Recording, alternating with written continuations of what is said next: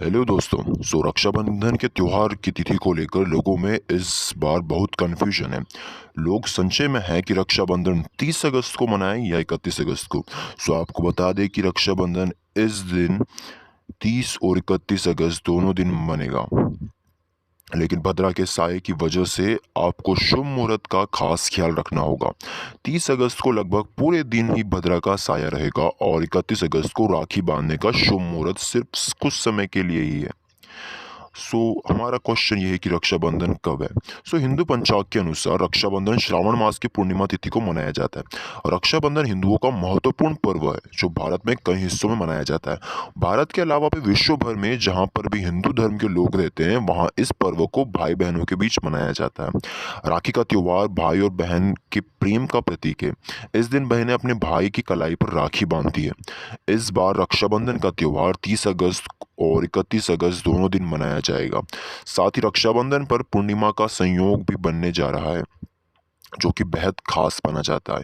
आइए जानते हैं रक्षाबंधन का शुभ मुहूर्त।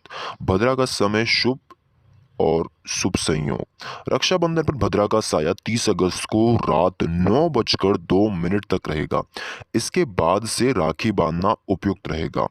31 अगस्त को सुबह 7:05 तक राखी बांधी जा सकती है, यानी कि आप 30 अगस्त को रात 9:02 के बाद राखी बांध सकते हैं या फिर 31 अगस्त को सुबह 7:05 से पहले।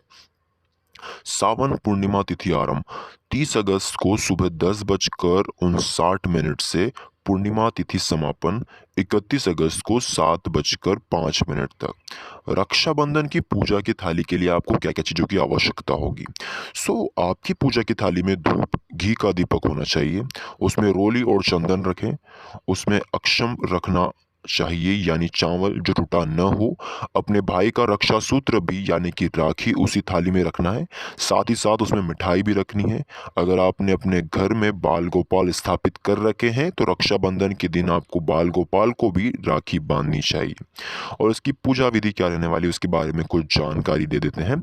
रक्षाबंधन के दिन सबसे पहले भाई बहन जल्दी सुबह उठकर स्नान आदि कर लें, साफ सुथरे कपड़े पहनकर सूर्य देव को जल चढ़ाएं, फिर घर के मंदिर के पास ही के मंदिर जाकर अपना पूजा अर्चना करें। भगवान की आराधना के पश्चात राखी बांधने से संबंधित सामग्री एकत्र कर लें। इसके बाद मुख्य रूप से चांदी, पीतल, तांबे या स्टील की कोई भी साफ थाली लेकर उस पर एक सुंदर साफ कपड़ा बिछा लें। उस थाली में एक कलश, नारियल, सुपारी, कलावा, रोली, चंदन, अक्षत, दही, राखी और मिठाई रख लें। सामग्री को सही से रखने के बाद घी का दिया भी रखें। यह थाल पहले घर में या मंदिर में भगवान को समर्पित करें। सबसे पहले एक राखी कृष्ण भगवान को और एक गणेश जी को चढ़ाएं। भगवान को राखी अर्पित कर उस पर बताए गए शुभ मुहूर्त देखें और अपने भाई को पूर्व या उत्तर दिशा की तरफ मुंह करवा कर बिठाएं। इसके उपरांत भाई को तिलक लगाएं, फिर राखी यानी रक्षा सूत्र बांधें और इसके बाद उनकी आरती करें। इसके बाद अपने भाई का मिठाई से मुंह मीठा करें।